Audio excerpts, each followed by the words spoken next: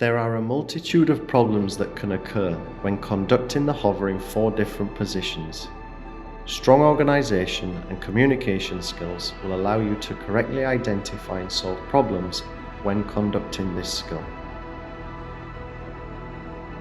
One of the first problems you should look for is at the beginning of the skill, one of your students adding too much air. To be able to respond quickly, make sure that you have contact on both students' BCDs ready to deflate. As the student overinflates, immediately release the air from the BCD. Stop the skill and remind the student to add only a small amount of air. When ready, continue the skill.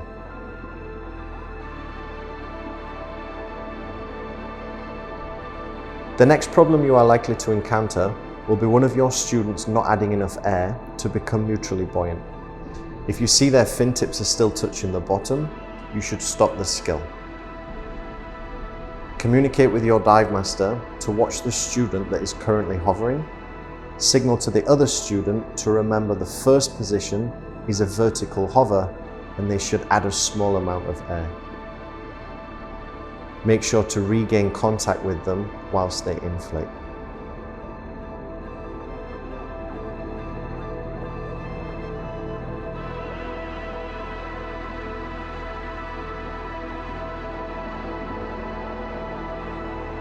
A common problem during any hover is a student sculling with their arms.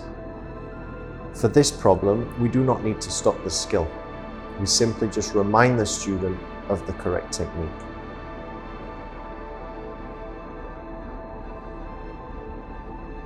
One problem you should always look out for is a student forgetting to adjust their weights when moving into a different position.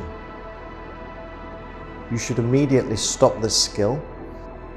Ask your dive master to watch the student currently in the correct position. Remind your other student to adjust the weights slightly forwards. And then continue on with the skill.